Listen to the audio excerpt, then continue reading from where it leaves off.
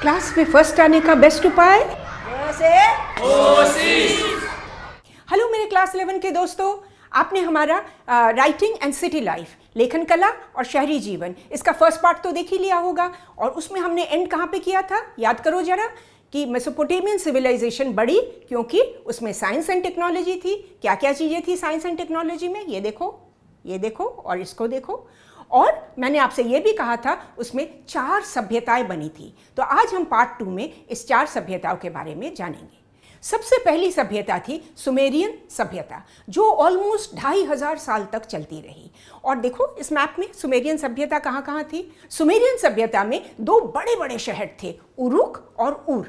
सबसे पहले आर्कियोलॉजिस्ट ने उर का एक्सकवेशन किया, खनन करके उर को निकाला और उन्होंने देखा कि ये एक छोटी सी शहर थी, बहुत बड़ी शहर नहीं थी। और इसमें ना गलियां एकदम सरकी सरकी थी, मकानें एक के बगल में एक लगी हुई थी और मकानों में ना खिड़कियां नहीं थी, केवल दरवाजे थे। छत से आंगन तक पानी लाने के लिए क्ले की पाइप्स थी, मिट्टी की पाइप्स बनी हुई थी। और एक और बड़ी मज़ेदार चीज़, इनके शहर के बाहर एक छोटा सा कब्रिस्तान मिला है और देखा गया कि कुछ मकानों में फर्श के नीचे भी कंकाल मिले हैं।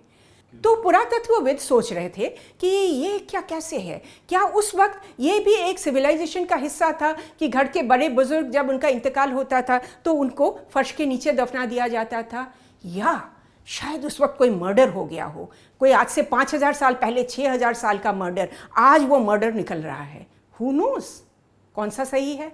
उर के मकानों की एक और खासियत थी, उर के लोग ना घर का जितना कूड़ा करकट था वो बाहर गली में फेंक देते थे। तो फेंकते फेंकते गली का लेवल बढ़ गया, बरसात में पानी घर के अंदर, इसलिए हर घर में देखा गया है जो चौखट है, दहलीज है, वो काफ़ी ऊंची है। लोग को जंप करके बाहर जाते थे, जंप करके अंदर आते थे। चलो अब हम चलते हैं उरुक में, जो था मेन शहर। उरुक की जो बाउंड्री वॉल थी वो बहुत ही चौड़ी थी और स्ट्रॉन्ग थी एकदम। देखो ये पिक्चर्स देखो, ये बाउंड्री वॉल बनी थी मिट्टी में घास फूस मिलाकर ईंटें बनती थी, सब धूप में सुखाकर, अडोबी ब्रिक्स, इस तरह से ये बाउंड्री वॉल बनी थी। और जो शहर के बीच में एक बड़ा सा जिगुरात, जो मेन मंदिर था, और उन दोनों के बीच में था लोगों के, कामकाजी लोग, व्यवसायी लोग, इन सब के रहने के घर, कामकाज करने के जगह। अब इन मकानों के दीवारों में क्या देखा गया कि बड़ी इंटरेस्टिंग, पहले तो जो मकानें मिली है वो ईंटों की मकान बनी हुई थी और धीरे धीरे देखा गया कि ईंट की जगह पे वो इस्तेमाल कर रहे हैं मिट्टी के कोन्स, शंकु, ऐसे शंकु।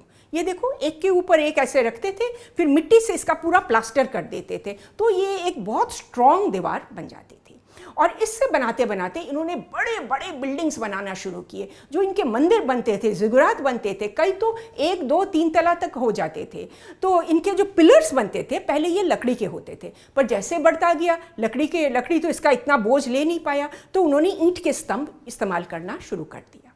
और ये जो कोन्स दीवारों में डालते थे, अलग अलग कलर्स के कोन डालने लगे, तो कुछ ऐसा बनने लगा और उसमें बड़े अच्छे सुंदर से पैटर्न भी बनने लगे। ये देखो मोज़ेक की तरह, बिल्कुल इसी तरह कलरफुल टाइल्स लगाकर वो मोज़ेक में दीवारों में जंतु, जानवर, इन सब के पिक्चर्स भी बनाते थे। ये देखो ऐसे।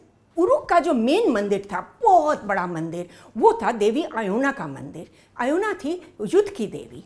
देखो ये व्यवसायी शहर थे ना, पहले मैंने आपको बताया था, शाही शहर बनने से बहुत व्यवसायी रहते थे यहाँ पे, और व्यवसायियों को लगता था कि युद्ध से किसका फ़ायदा हो रहा है, देवी जी आप युद्ध मत करवाइए, और अगर युद्ध करवाइए तो हमारी जीत करवा दीजिए, ताकि हमारा व्यापार व्यवसाय सब फलता फूलता रहे। उरुक के लोग धातु शिल्प में भी काफ़ी एक्सपर्ट हो गए थे, तो उस वक्त वो ना धातु मिलाते थे, मिला के अलॉयज़ बनाते, मिश्रण धातु बनाते थे, क्योंकि वहाँ कांसा, ब्रोंज के काफ़ी सारी चीज़ें मिली हैं। और बताओ तो, मैं आपको जो इतनी सारी कहानियाँ बता रही हूँ, ये हमने कहाँ से पढ़ा? ये सारी आई हैं इसमें से। मिट्टियों की पट्टी याद है ना आपको, जिस पे बहुत कुछ लिखा हुआ है। आर्कियोलॉजिस्ट इसको डेसिफर कर रहे हैं, फिर इंग्लिश में, हिंदी में लिख कर दे रहे हैं, हम उसे पढ़ के जान रहे हैं। इन पट्टियों पे लिखा हुआ है उन लोगों का दैनंदिन जीवन किस तरह का था। तो ये जो फैमिलीज़ होती थी वो न्यूक्लियर फैमिलीज़, एकल परिवार होती थी। जो बड़े बच्चे थे, शादीशुदा बच्चे थे, वो पिता माता के साथ नहीं रहते थे, अलग रहते थे। शादी के टाइम पर दोनों परिवार एक साथ आते थे, गिफ्ट्स एक्सचेंज करते थे और बड़े मस्ती से सेलिब्रेशन करते थे। और बेटी को पिता की जो प्रॉपर्टी थी वो शादी के समय ही उनका अपना हिस्सा मिल जाता था, और पिता का जो बाकी प्रॉपर्टी होता था वो बेटों में बंटता था। उन दिनों में डाइवोर्स भी काफ़ी कॉमन था, और ये सारी चीज़ें हमने जाना। सुमेरियन सभ्यता में वैसे तो बहुत सारे राजा थे, पर 2 राजा का नाम बहुत प्रमुख तरीके से आगे आया है। एक थे राजा एनमरकर। ये एनमरकर राजा थे, इनके ही टाइम पे ये लेखन कला स्टार्ट हुई और इन्होंने कृषि, शहरीकरण, इन चीज़ों को खूब बढ़ावा दिया, साइंस एंड टेक्नोलॉजी को खूब बढ़ावा दिया। और नेक्स्ट जो राजा प्रमुख राजा थे वो थे गिलगमेश। वो उनको तो बहुत शूरवीर की तरह दिखाया गया है। ये सारे देखो कार्विंग्स, हाथ में शेर के बच्चे को लेकर कोई बड़े बड़े जीव जंतु को कत्ल कर रहे हैं, तो वो बड़े शूरवीर माने जाते थे। इन राजाओं ने मेसोपोटामियन सिविलाइजेशन, सुमेरियन सिविलाइजेशन में साइंस टेक्नोलॉजी पर बहुत ही ज़्यादा जोर दिया और कई नई चीज़ें बनने लगी। फॉर एग्जाम्पल खगोल शास्त्र, एस्ट्रोनॉमी और उसके साथ साथ एस्ट्रोलॉजी, दोनों चीज़ों पे उन्होंने जोर दिया। इस पिक्चर को देखो, आप देख रहे हो उस कोने में, वहाँ पे सोलर सिस्टम दिख रहा है आपको, सौर मंडल दिख रहा है आपको, और साथ ये वाला ये है एस्ट्रोलेब। एस्ट्रोलेब है वैध यंत्र जिससे आप टाइम का माप सकते थे, क्योंकि उन दिनों में टाइम का नापन शुरू हो गया था। साल, मास, हफ्ते, दिन, घंटे, ऐसा टाइम का मापन शुरू हो गया था। इन दोनों को इस्तेमाल करके वो ग्रहों का जो डायरेक्शंस हैं, ग्रह किस रास्ते से चलते हैं, उसका भी नापन करते थे। ये देखो, ये जो पट्टी है ना, ये बृहस्पति ग्रह के चलने का पूरा हिस्ट्री इसमें लिखा हुआ है। साथ साथ ज्योग्राफी, भूगोल पर भी ये बहुत इंटरेस्ट ले रहे थे, तो ये मैप्स बनाते थे। ये देखो उन दिनों का मैप, आज से कोई 6000 साल पुराना मैप, देख रहे हो, पत्थर पे बना हुआ।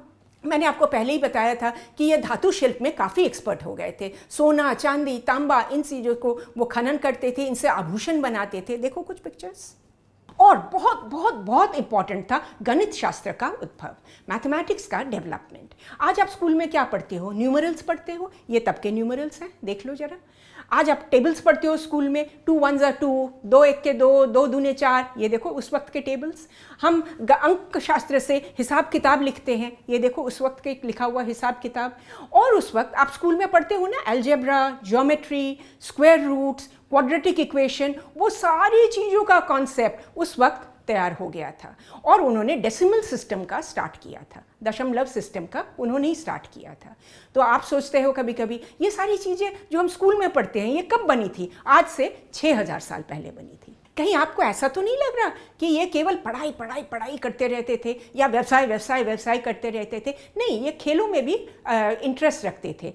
वहाँ से हमें मिले हैं बोर्ड गेम्स। ये देखो, ये जो मैंने आपको बताया था ये था सुमेरियन सभ्यता के बारे में। 2400 BC तक सुमेरियन सभ्यता पुरानी हो गई थी, थोड़ी जर्जर भी हो गई थी। मैंने आपको पहले ही भी बताया था, पहले पार्ट में भी बताया था कि सारे गांव शहर के बाहर खुले खुले घास मैदान होते थे जहां चरवाहे रहते थे।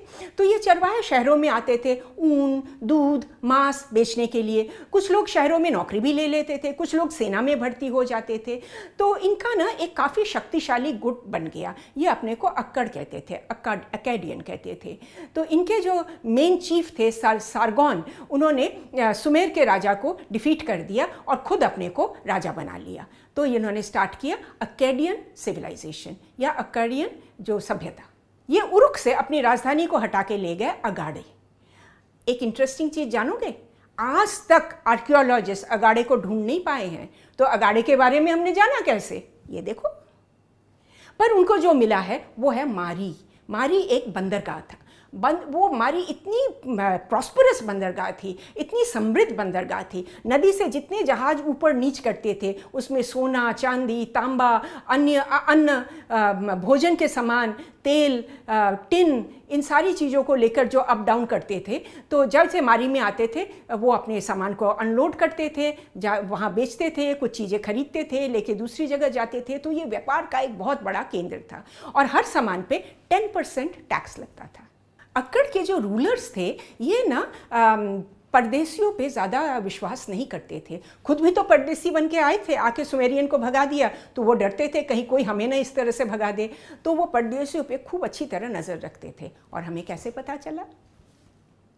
जो अक्केडियन सिविलाइजेशन थे वो सुमेर के देव देवी को पूजा करते रहे। साथ साथ उन्होंने ऐड किया दागान नाम के देवता। ये देवता थे चरागाह के देवता। आपको याद है ना, अक्कड़ के लोग पहले चरवाहे होते थे, तो उन्होंने दागान का भी वर्शिप शुरू कर दिया। समय बीतता गया, अब हम आगे 900 BC पे।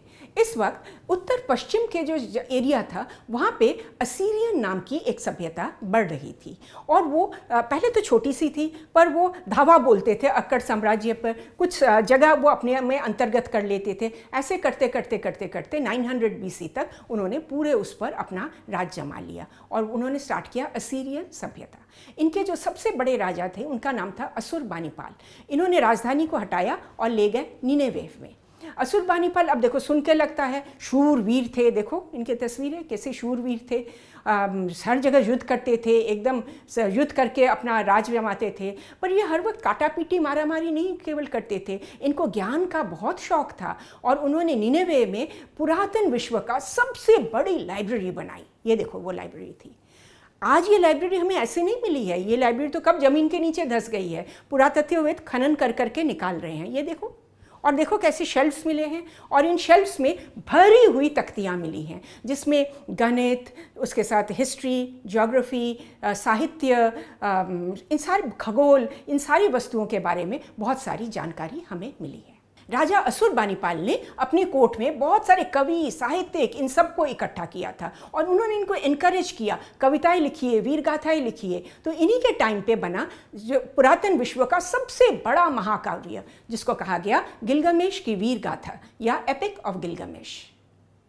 असीरियन सभ्यता के साथ ही साथ ऑलमोस्ट पैरेलल बेबीलोनियन सभ्यता, बेबीलोन नाम के शहर में भी एक छोटी सी सभ्यता पनप रही थी। धीरे धीरे धीरे धीरे ये बढ़ने लगे और आखिर इनके जो राजा थे हम्मुराबी के अंडर ये खूब फैल गए। ये देखो, इन्होंने अपने कैपिटल को बेबीलोन में ही रखा। हम्मुराबी इतने प्रसिद्ध क्यों हैं? क्योंकि उन्होंने न्यायपूर्ण विचार के लिए बहुत सारे कानून बनाए और इन कानूनों का जो आलेख है पुरातन विश्व का, ये सबसे बड़ा आलेख माना जाता है। इसको देखो, इस पर रॉक स्ट्रक्चर को देखो, पत्थर पे इनके सारे जो कानून थे वो लिखे हुए हैं और इसको कहा गया कोड ऑफ हम्मुराबी या हम्मुराबी के कानून। ये कानून भी बड़े स्ट्रॉन्ग कानून थे। For example, eye for an eye, जैसे कि अगर आपने मेरे एक आँख को ख़राब कर दिया तो मैं भी आपका दूसरा एक आँख ख़राब कर दूंगी। टूथ फॉर अ टूथ, अगर आपने मुझे मारा, मेरा एक दांत निकल गया तो न्याय कहता है कि मैं भी आपको मारूं कि आपका एक दांत निकल जाए। ये था हम्मुराबी का कोड। तो मेरे फ्रेंड्स, मैंने आज आपको 4 सभ्यताओं के बारे बताई हैं और बहुत सारे मैंने टेक्नोलॉजिकल एडवांसेस के बारे बताई हैं। हमारी 4 सभ्यता क्या थी, एक बार फिर से देखो, और हमारी टेक्नोलॉजिकल एडवांस फिर से देखो। तो ये हमारा था chapter writing and city life. आपको अच्छा लगा? आई होप आपने पूरा वीडियो देखा है, पिछला भी और ये भी। तब आपके मन में ये पूरी तस्वीर की तरह आ गई होगी। अपने शब्दों में जाके आंसर लिखना, बढ़िया से बढ़िया नंबर आएंगे, I guarantee this to you. आप हमारे साथ जुड़े हुए हो ना? ये सारे सोशल मीडिया पर डेली हम मोटिवेशनल पोस्ट डालते हैं। आपको अच्छा लगा? हमें तो डबल अच्छा लगेगा। Thanks for watching. क से कोशिश।